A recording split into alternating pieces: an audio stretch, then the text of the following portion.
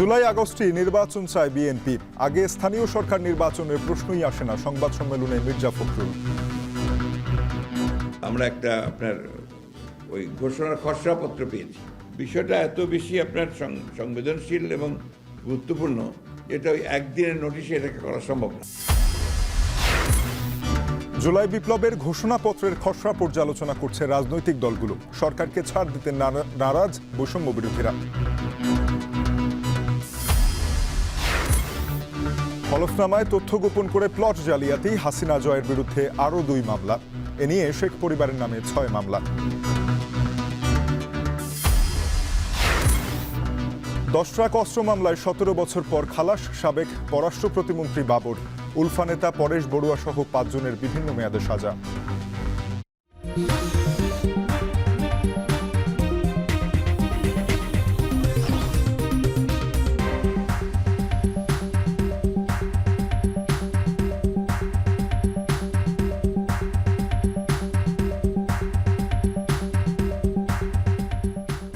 স্বাগত এখন বিকেলে। আপনাদের সাথে পুরো আয়োজনে থাকবো আমি তানজিম সাহ।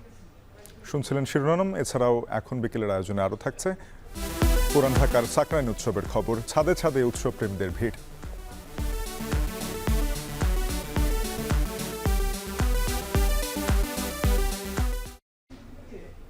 চলতি বছরের জুলাই আগস্টের মধ্যেই নির্বাচন আয়োজন সম্ভব বলে জানান বিএনপি মহাসচিব মির্জা ফখরুল ইসলাম আলমগীর।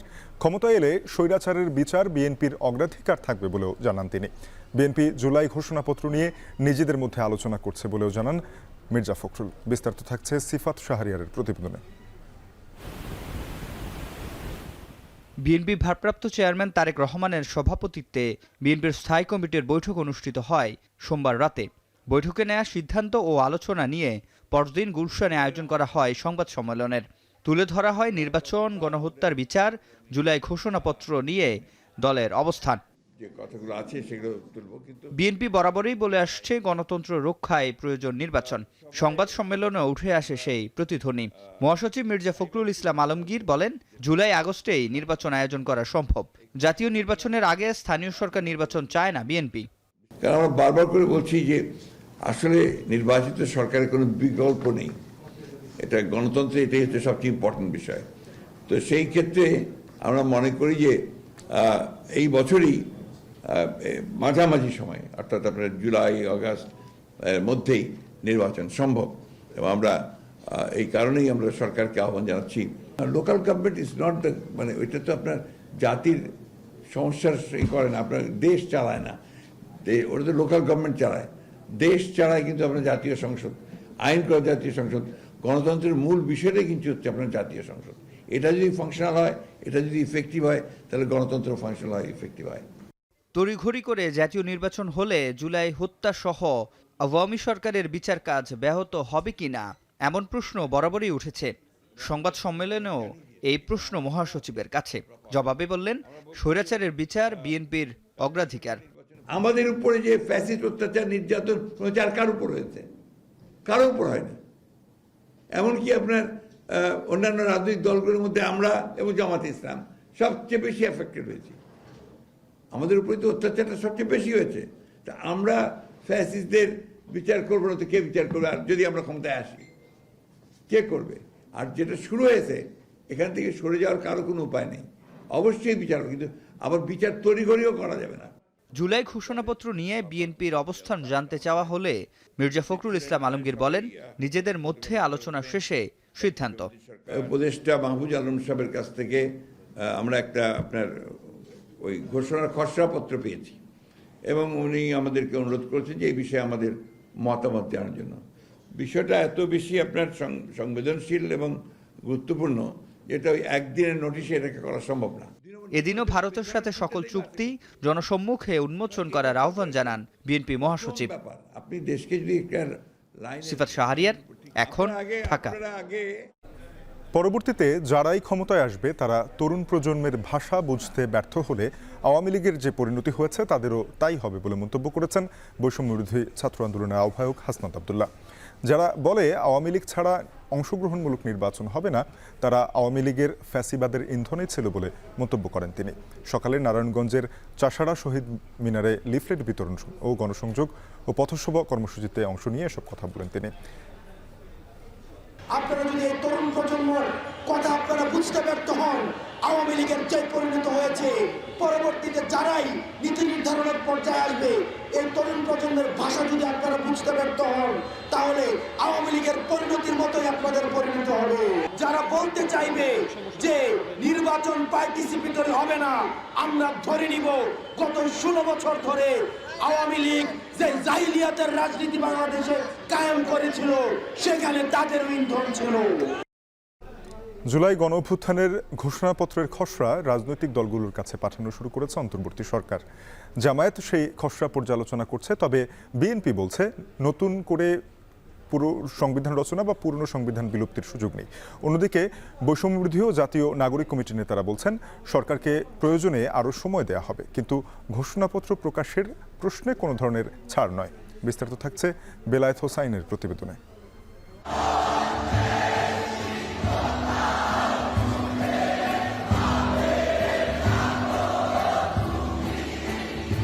লাল সবুজের মানচিত্র জুড়ে এই যে 56,000 বর্গমাইল, এই জনপদের মানুষ বরাবরই অধিকারের প্রশ্নে জীবন বিলিয়ে দিতে সদা প্রস্তুত, সদা জাগ্রত।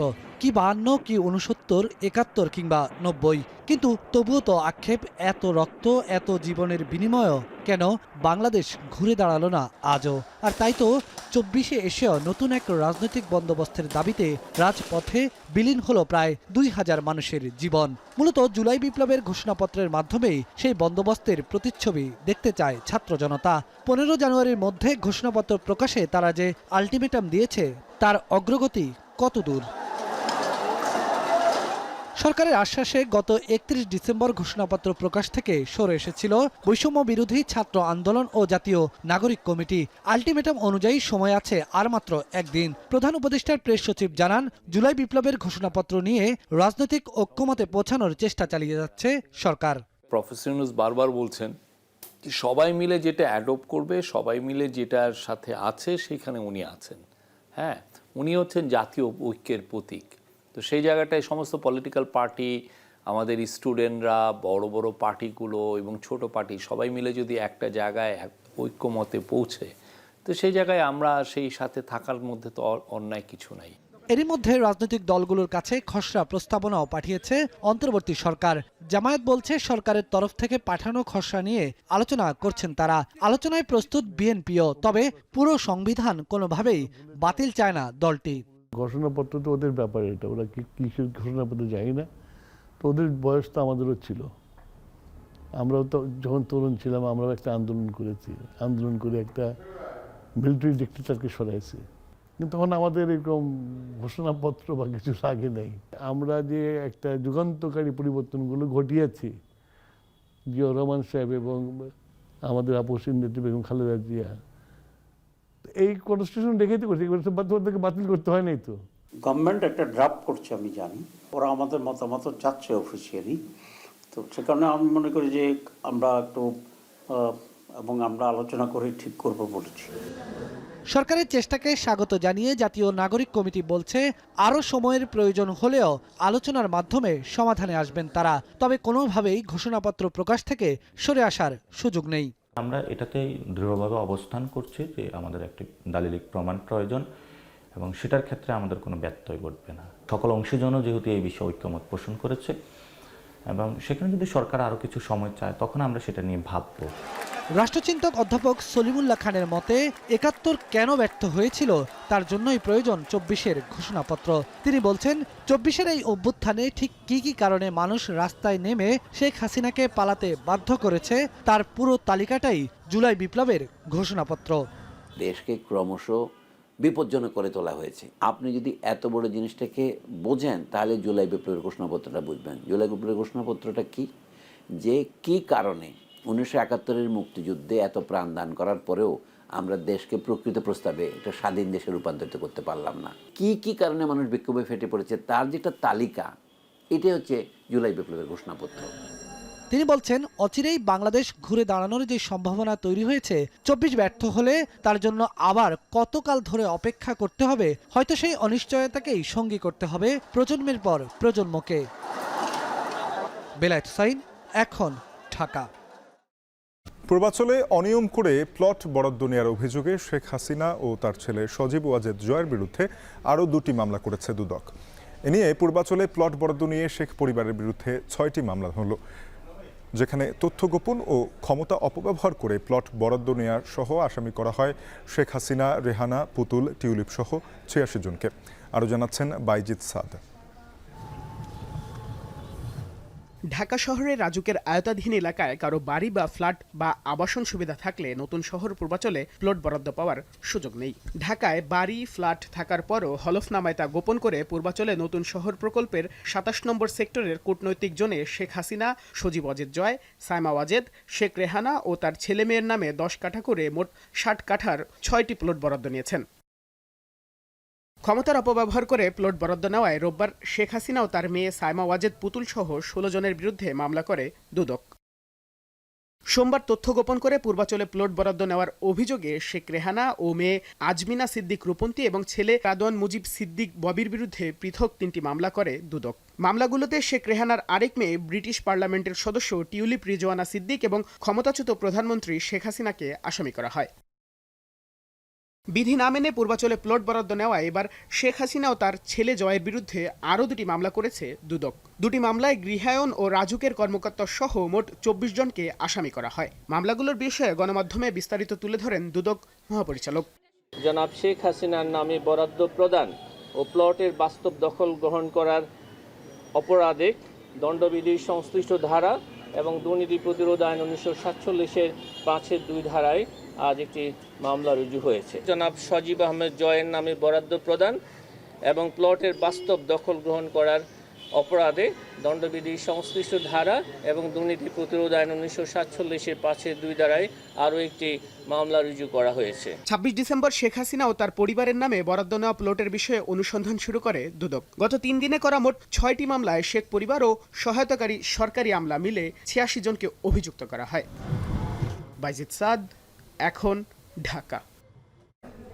পরিবহন খাত থেকে দিনে 1.5 কোটি টাকা করে চাঁদাবাজির অভিযোগে বাস মালিক সমিতির সাবেক সাধারণ সম্পাদক এনায়েতুল্লাহর বিরুদ্ধে অনুসন্ধান শুরু করেছে দুদক। অভিযোগ আছে, আওয়ামী লীগ সরকারের আমলে এনায়েতুল্লাহর নেতৃত্বাধীন সিন্ডিকেটের কবল থেকে বের হতে পারেনি সড়ক খাত। 2009 সালের পর জোর করে পরিবহন সমিতির নিয়ন্ত্রণ নেওয়ার অভিযোগ রয়েছে তার বিরুদ্ধে। পরিবহন খাতে নতুন বাস নামানোর অনুমোদনের নামে লাখ লাখ টাকা ঘুষ নিতেন এনায়েতুল্লাহ। এছাড়া অবৈধভাবে দেশে বিদেশে গড়েছেন অঢেল সম্পত্তি।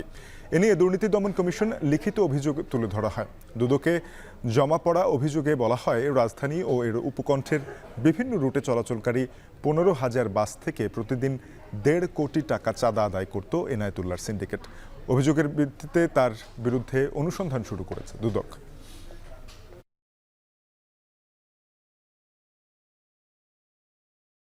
যাবজ্জীবন সাজা থেকে 10 ট্রাক অস্ত্র মামলায় খালাস পেলেন বিএনপি নেতা ও সাবেক স্বরাষ্ট্র প্রতিমন্ত্রী লুৎফুজ্জামান বাবর। দুপুরে বিচারপতি মোস্তফা জামান ইসলাম ও নাসরিন আক্তারের বেঞ্চ এই রায় দেন। এর মাধ্যমে চট্টগ্রামের 10 ট্রাক অস্ত্র চোরাচালানের 2 মামলা থেকেই খালাস পেলেন তিনি। এছাড়া রায় সাবেক এনএসআইর ডিজি অবসরপ্রাপ্ত মেজর রেজ্জাকুল হায়দার সহ আরও 8 আসামিও খালাস পেয়েছেন। তবে বিভিন্ন মেয়াদের সাজায় বহাল আছে উলফা নেতা পরেশ বড়ুয়া সহ 5 জন আসামির। শেষ দিনে এই মামলার বাবরের পক্ষে শুনানিতে অংশ নেন তার আইনজীবী অ্যাডভোকেট শিশির মনির। উচ্চ আদালতের এই রায় নিয়ে তিনি বলেন, তার বিরুদ্ধে আনা 2টি অভিযোগই ভিত্তিহীন মনে করেছেন আদালত। এই রায়ের পর বিএনপির এই নেতার মুক্তি পেতে আর কোনো বাধা থাকল না বলেও উল্লেখ করেন শিশির মনির।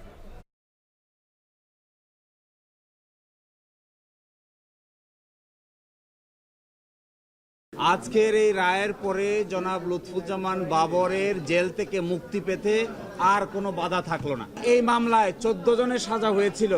এই 14 জনের সাজার মধ্যে 5 জনকে আজকে বেকসুর খালাস দিয়েছেন, 5 জনের সাজা কমিয়ে দিয়েছেন, আর 4 জন মৃত্যুজনিত কারণে তাদের আপিল অ্যাবেট হয়ে গেছে। এই 5 জন যাদের সাজা হয়েছে তার মধ্যে পরেশ বড়ুয়ার সাজা হয়েছে 14 বছর। এছাড়া বাকি যারা আছেন তাদের মধ্যে আকবর, লিয়াকত, হাফিজ এবং শাহাবুদ্দিন, এই চারজনকে প্রত্যেককে 10 বছর করে সাজা দিয়েছেন। জিয়া অরফানেজ ট্রাস্ট মামলায় বিএনপি চেয়ারপারসন বেগম খালেদা জিয়ার খালাস চেয়ে করা আপিলের রায় হচ্ছে কাল। 4 দিনের শুনানি শেষে প্রধান বিচারপতির নেতৃত্বাধীন বেঞ্চ রায়ের এই তারিখকে জানান। পরে ব্রিফিংয়ে বেগম খালেদা জিয়ার আইনজীবীরা বলেন, এই মামলার প্রাথমিক তথ্য বিবরণী ঠিক ছিল না, যা আমলে নিলে নিম্ন আদালতেই বাতিল করা হতো এই মামলা। এদিকে নাইকো দুর্নীতি মামলায় আরও 6 জনের স্বাক্ষর নিয়েছেন আদালত। আলোচিত এই মামলায় পরবর্তী শুনানি 21 জানুয়ারি। আজহার লিমনের প্রতিবেদন। আইনি লড়াই শেষে 2 কোটি 10 লক্ষ টাকার দুর্নীতি মামলা জিয়া অরফানেজ ট্রাস্ট মামলার চূড়ান্ত রায়ের জন্য দিন ঘোষণা করল আপিল বিভাগ। মঙ্গলবার 17 বছর আগের এই মামলার আপিলের শেষ দিনের শুনানি হয়। প্রধান বিচারপতি সহ আপিল বিভাগের 5 বিচারপতির বেঞ্চে সকাল 10টার কিছু আগে শুরু হয় এই শুনানি। জিয়া অরফানেজ ট্রাস্ট দুর্নীতি মামলার আরেক আসামি সাবেক সংসদ সদস্য কাজী সলিমুল হকের আইনজীবী মূলত এই শুনানিতে অংশ নেন। উপস্থিত ছিলেন বেগম জিয়ার আইনজীবীরা, রাষ্ট্রপক্ষ এবং দুর্নীতি দমন কমিশনের পক্ষগুলো। প্রায় ঘণ্টাব্যাপী শুনানি শেষে প্রধান বিচারপতি জানান, বুধবার রায় ঘোষণা হবে। পরে এ নিয়ে ব্রিফ করেন বিএনপির আইনজীবীরা। তারা বলেন, মামলার আরেক আসামির পক্ষে শুনানি হলেও এখানে এই মামলার নানা অসঙ্গতির ব্যাপারগুলোই উঠে এসেছে। মামলার প্রাথমিক তথ্য বিবরণী ত্রুটিপূর্ণ ছিল উল্লেখ করেন তারা। ব্যক্তিগত জিঘাংসা, রাজনৈতিক প্রতিহিংসার কারণে মামলা দায়ের করা হয়েছিল। দুঃখজনকভাবে এই মামলায় তথাকথিত মাদ্রাসা কোর্ট দ্বারা অভিযুক্ত হয়েছেন দেশনেত্রী বেগম খালেদা জিয়া এবং বিএনপির ভারপ্রাপ্ত চেয়ারম্যান জনাব তারেক রহমান সাহেব। বুধবারের রায়ে উচ্চ আদালতে বেগম খালেদা জিয়া ন্যায় বিচার পাবেন আশা প্রকাশ করেন আইনজীবীরা।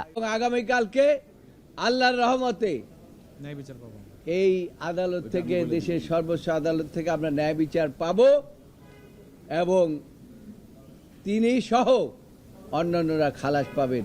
এটাই হচ্ছে আজকের এখানের আদেশ মোতাবেক আগামীকালকে জাজমেন্টের দিন ধার্য আছে। 17 বছর আগে 2008 সালে তৎকালীন সেনা সমর্থিত তত্ত্বাবধায়ক সরকারের আমলেই খালেদা জিয়ার বিরুদ্ধে মামলাটি দায়ের করে দুর্নীতি দমন কমিশন। 2018 সালের 8 ফেব্রুয়ারি বকশীবাজারের বিশেষ জজ আদালতের রায়ে ওই মামলায় তাকে 5 বছরের সাজা দেওয়া হয়। দুদকের আবেদনের প্রেক্ষিতে একই বছরের অক্টোবরে হাইকোর্ট ওই সাজা বাড়িয়ে 10 বছর করে। গেল 11 নভেম্বর ওই সাজা স্থগিত করে এই রায়ের বিরুদ্ধে করা লিভ টু আপিল মঞ্জুর করেন উচ্চ আদালত। এদিকে বিএনপি চেয়ারপারসন বেগম খালেদা জিয়া সহ 8 জনের বিরুদ্ধে নাইকো দুর্নীতি মামলায় আরও 6 জন সাক্ষী দিয়েছেন। পরবর্তী শুনানি 21 জানুয়ারি আগামী মঙ্গলবার দিন ধার্য করেছেন আদালত। আজহার লিমন, এখন, ঢাকা। এদিকে বিএনপি চেয়ারপারসন বেগম খালেদা জিয়া হাসি খুশি আছেন এবং হাঁটাচলাও করতে পারছেন। তার স্বাস্থ্যের উন্নতি হচ্ছে বলে জানিয়েছেন যুক্তরাজ্য বিএনপির সভাপতি ও চেয়ারপারসনের উপদেষ্টা এম.এ. মালেক। সোমবার ব্রিটিশ সময় রাত 11:30টায় এম.এ. মালেক জানান, এদিন দলের ভারপ্রাপ্ত চেয়ারম্যান তারেক রহমান হাসপাতালে ছিলেন। তার সঙ্গে স্ত্রী ডাক্তার জুবাইদা রহমান সহ পরিবারের সবাই হাসপাতালে আছেন। এ সময় তিনি আরও বলেন, যুক্তরাজ্য বিএনপির পক্ষ থেকে চিকিৎসার বিষয়টি তদারকি করা হচ্ছে। খালেদা জিয়ার স্বাস্থ্য আগের চেয়ে ভালো বলে জানিয়েছেন বাংলাদেশি ও বিদেশি চিকিৎসকরা। এ সময় খালেদা জিয়ার জন্য তারা দোয়া চান। 7 জানুয়ারি উন্নত চিকিৎসার জন্য লন্ডনে যান খালেদা জিয়া। 8 জানুয়ারি লন্ডন ক্লিনিকে চিকিৎসা শুরু হয় তার।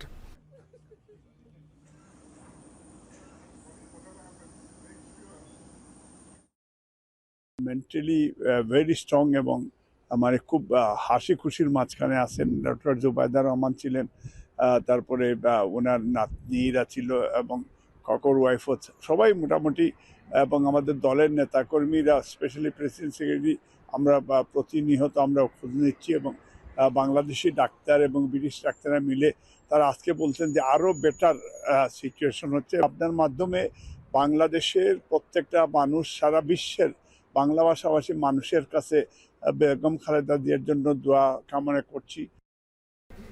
জামিনে মুক্ত হওয়া শীর্ষ সন্ত্রাসীরা নজরদারিতে আছে বলে জানিয়েছেন পুলিশের অতিরিক্ত কমিশনার রেজাউল করিম মল্লিক।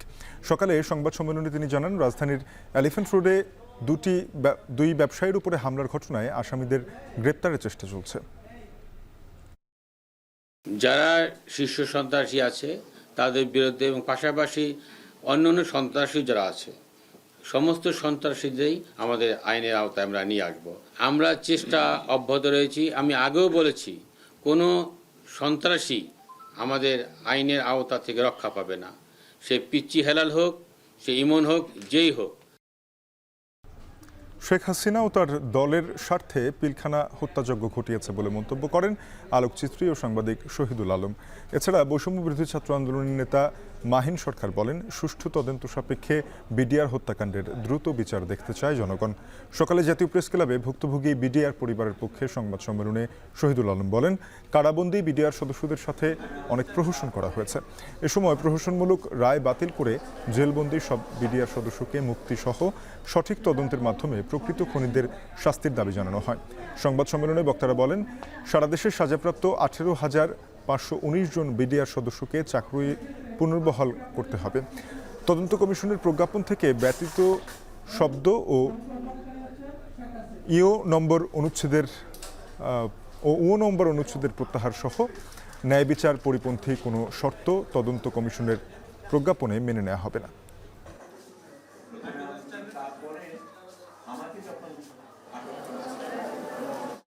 যদি কোনো নিরপরাধ বিডিআর সদস্য যারা এখনো তাদের সাজা ভোগ করে তাদের মেয়াদ শেষ হয়েছে, যারা পূর্বেই খালাস পেয়েছেন কিংবা এখনো বিভিন্ন মেয়াদে সাজাপ্রাপ্ত হয়ে জেলের ভেতরে আছেন এবং একই সাথে যারা ফাঁসির দণ্ডপ্রাপ্ত হয়েছেন, এর মধ্যে পুরো বিচার প্রক্রিয়ায় যদি একজনের সাথেও অন্যায় করা হয়ে থাকে, তাহলে আমরা বলতে পারি এই পুরো প্রক্রিয়াটি আসলে প্রশ্নবিদ্ধ।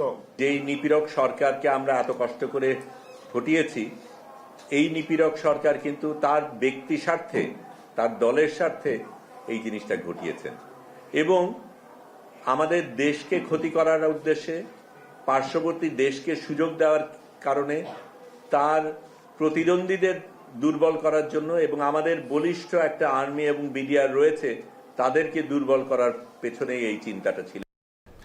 এইচএমপি ভাইরাস ঠেকাতে স্থলবন্দরে জারি করা হয়েছে সতর্কতা। এতে চলাচলকারীরা স্বস্তি প্রকাশ করলেও মালামাল পরিবহনের যাত্রী এবং তার সাথে সহযোগীরা এই পরীক্ষার আওতায় না আসায় কিছুটা উদ্বিগ্ন রয়েছে স্থানীয় জনতা। তবে এ নিয়ে দেখুন প্রতিবেদন। চীন থেকে বিশ্বের বিভিন্ন দেশে ছড়িয়ে পড়া এইচএমপি ভাইরাস নিয়ে 7 দফা নির্দেশনা দিয়েছে স্বাস্থ্য অধিদপ্তর। সে অনুযায়ী দেশের সব বন্দরে নেওয়া হয়েছে বাড়তি সতর্কতা। বিমানবন্দরের পর এবার আখাউড়া, বেনাপোল, হিলি সহ দেশের অন্যান্য স্থলবন্দরেও সতর্কতা জারি করেছে স্বাস্থ্য অধিদপ্তর। বন্দরের ইমিগ্রেশনের পাশে স্থাপন করা হয়েছে হেলথ ডেস্ক। ব্রাহ্মণবাড়িয়ার আখাউড়া স্থলবন্দরে চিকিৎসক ও স্বাস্থ্যকর্মীদের সমন্বয়ে গঠন করা হয়েছে মেডিকেল টিম। ভারত ফেরত প্রত্যেক যাত্রীর প্রাথমিক স্বাস্থ্য পরীক্ষা করা হচ্ছে। বন্দর কর্তৃপক্ষ ও স্বাস্থ্য বিভাগ বলছে, এইচএমপি ভাইরাসের প্রাথমিক উপসর্গগুলো কোনো যাত্রীর মাঝে দেখা গেলে তাকে আখাউড়া উপজেলা স্বাস্থ্য কমপ্লেক্সে পাঠানো হবে। আগে করোনা ভাইরাস একটা আতঙ্ক ছড়াইছে, এখানেও একটা আতঙ্কের মধ্যে আমরা আছি। সবাইকে সচেতন করতেছে, তো আমরা সবাই সচেতন হব এই বিষয়ে। এখানে যারা আসে ভারত থেকে, ওদের স্বাস্থ্য পরীক্ষা হিসাবে আমরা এখানের মধ্যে ওই তাপমাত্রা দেখি ওদের কোনো এইচএমপি ভাইরাস ওদের মধ্যে আছে কিনা আমরা দেখে পরীক্ষা করি।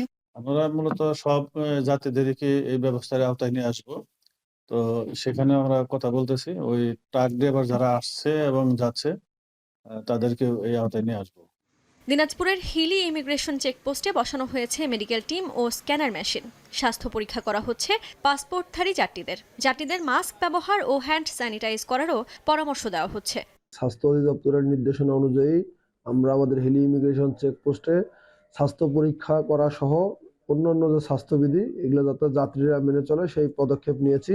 ভারতগামী যাত্রীদের আমরা টেম্পারেচার দেখতেছি, সর্দি কাশি আছে কিনা এটা দেখতেছি, অ্যাজমার সমস্যা আছে কিনা সেটা দেখতেছি, সিওপিডির সমস্যা আছে কিনা এটা দেখছি, আরো যে লক্ষণগুলো আছে সেগুলো খেয়াল করতেছি। বেনাপোল ইমিগ্রেশন স্বাস্থ্য বিভাগও সংক্রমণ রোধে ব্যবস্থা নিয়েছে। সুরক্ষা নিশ্চিতে মাস্ক পরা সহ বিভিন্ন সচেতনতামূলক পরামর্শ দেওয়া হচ্ছে। ভারত থেকে আসা পাসপোর্টধারীদের স্বাস্থ্য পরীক্ষা শেষে ইমিগ্রেশন কার্যক্রম করা হচ্ছে। ভোমরা ও সোনা মসজিদ বন্দরে মেডিকেল টিম কাজ করছে।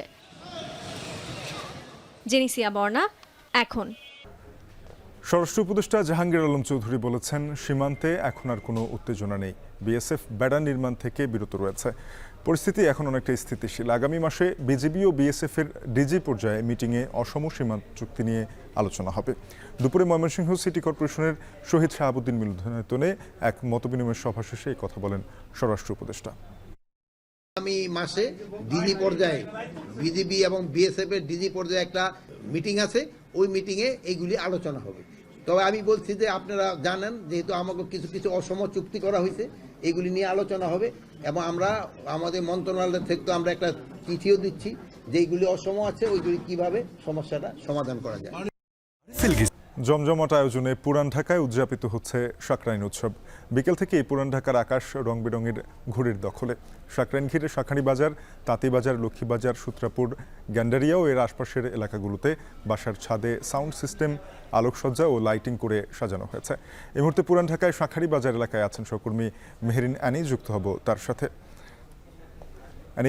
সাকরাইন উৎসবের আয়োজন কেমন দেখছেন? এই উৎসবকে ঘিরে নিরাপত্তা এবং সচেতনতা রয়েছে কিনা এলাকাবাসীর মধ্যে?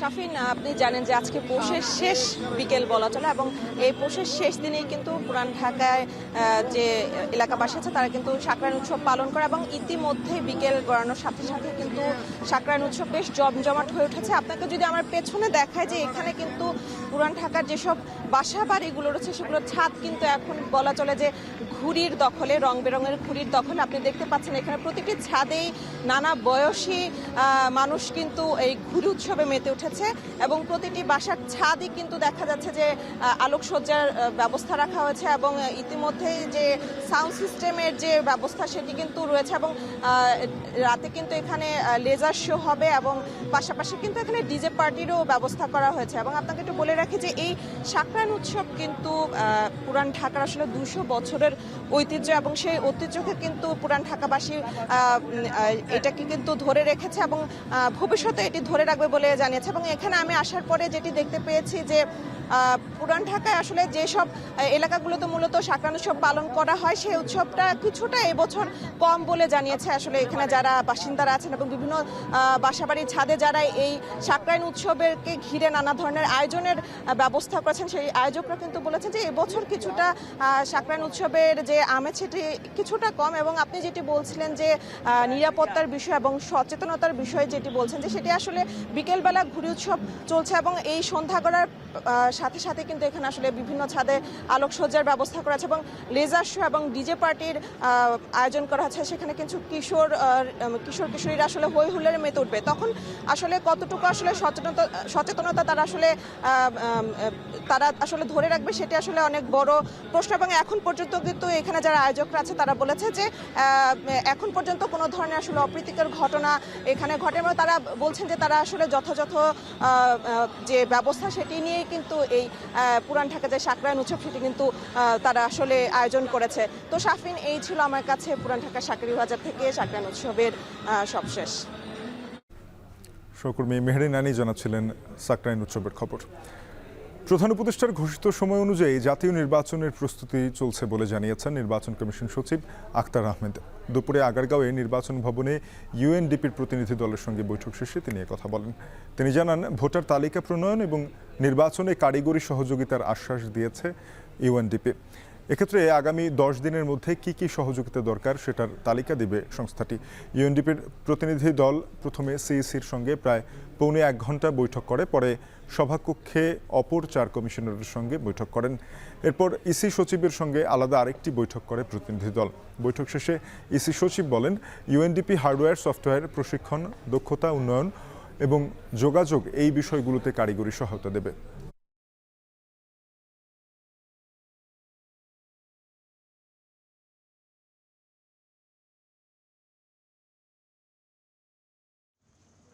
চিফ অ্যাডভাইজার স্যার উনি যে একটা উইন্ডো দিয়েছেন সেই উইন্ডো নিয়ে আমরা কাজ করছি, এইটাই। এখন এর বাইরে যদি 20 তারিখ থেকে বাড়ি বাড়ি গিয়ে ভোটার তালিকা খানা লাগাবে, সেই ক্ষেত্রে ভোটার তালিকা খানা তারা কিভাবে সহযোগিতা করছে স্যার? তারা তো সহযোগিতা, ওটা তো আমাদের প্রাতিষ্ঠানিক ব্যাপার, কিন্তু ওইটা তালিকার তথ্যটা আনার পরে কি হবে ওটাকে জেনারেলাইজেশনের জন্য একটা প্রসেসটা আছে।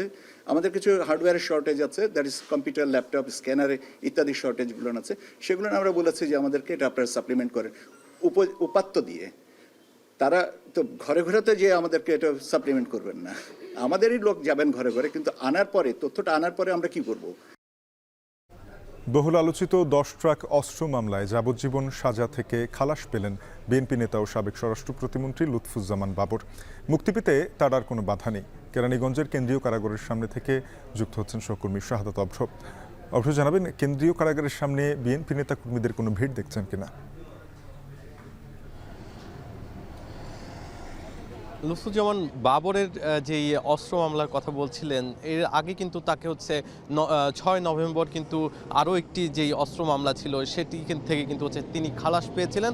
বাকি যেই একটি মামলা সেটিও কিন্তু আজকে খালাস হয়ে গেল। চট্টগ্রামের বহুল আলোচিত যেই 10 ট্রাক অস্ত্র মামলা, বাংলাদেশের সর্ববৃহৎ যেই অস্ত্র মামলাগুলো আছে তার মধ্যে অন্যতম এই মামলাটি আজকে মূলত এখানে আমি যেটি দেখতে পেয়েছি সেটি এখানে আস্তে আস্তে নেতাকর্মীরা আসছেন। তবে এই যে কেরানীগঞ্জের কেন্দ্রীয় কারাগারটি আছে এটিতেই কিন্তু আছে লুৎফুজ্জামান বাবর। তিনি কিন্তু হয়তোবা তার যেই কাগজপত্র সেটি চট্টগ্রামের আদালত থেকে এখানে এসে পৌঁছালেই তাকে মুক্তি দেওয়া হবে, এমনটাই কিন্তু আমরা জানতে পেরেছি।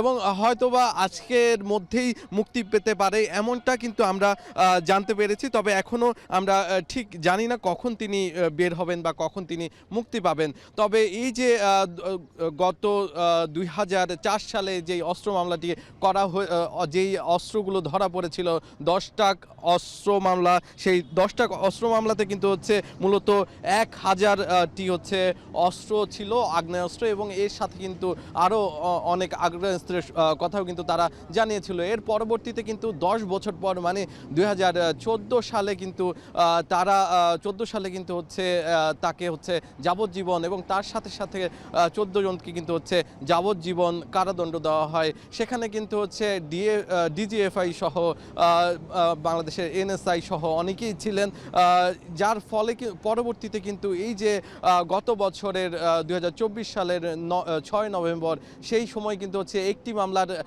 খালাস করা হয় এবং আজকের দিন মানে 14 জানুয়ারি আজকে এসে কিন্তু চট্টগ্রামের একটি আদালতে যেই আদালতে গত নভেম্বরের 6 তারিখে বিচার করা হয়েছিল, সেই আদালতে কিন্তু এবার এসে কিন্তু তাকে আবার খালাস দেওয়া হয়। এই সময় এসে কিন্তু তার উপরে মুক্তি পেতে তাকে ছেড়ে দিতে কোনো বাধা নেই, এমনটাই কিন্তু বলছে সকলে। আস্তে আস্তে কিন্তু বিএনপি যে নেতাকর্মীরা তারাও কিন্তু আসছেন এখানে। এই ছিল আমার কাছে সর্বশেষ। শাফিন। শাহাদাত প্রযুক্ত হয়েছিলেন ঢাকা কেন্দ্রীয় কারাগার থেকে। এবার দেশের বাইরের খবর। লস অ্যাঞ্জেলসের 3 পয়েন্টে এখনও চলছে আগুন। বড় উৎসে আগুন কিছুটা নিয়ন্ত্রণে এলেও পরিস্থিতি এখনও ভয়াবহ। আবারও ঝোড়ো বাতাসের পূর্বাভাস, এরই মধ্যে প্রাণ হারিয়েছেন 24 জন। আরও জানাচ্ছেন তানভীর জনি। এক সপ্তাহ ধরে ইতিহাসের নজিরবিহীন দাবানলে জ্বলছে যুক্তরাষ্ট্রের ক্যালিফোর্নিয়ার লস অ্যাঞ্জেলেস শহর। এরই মধ্যে পুড়ে ছাই শহরের 164 বর্গ কিলোমিটারের বেশি অঞ্চল। ধ্বংস হয়ে গেছে 12,000-এর বেশি ঘরবাড়ি ও স্থাপনা। বাস্তুচ্যুত হয়েছেন 1.5 লাখের বেশি বাসিন্দা। দাবানলের সবচেয়ে বড় উৎস প্যালিসেডসে 23,000 একরেরও বেশি অঞ্চল এরই মধ্যে পুড়ে গেছে। দ্বিতীয় বৃহত্তম ইটনে পুড়েছে 14,000 একর অঞ্চল। আগুন নিয়ন্ত্রণে আসছে খুব ধীর গতিতে। লস অ্যাঞ্জেলেসের আগুনের দৃশ্য সিনেমার গল্পকেও হার মানিয়েছে।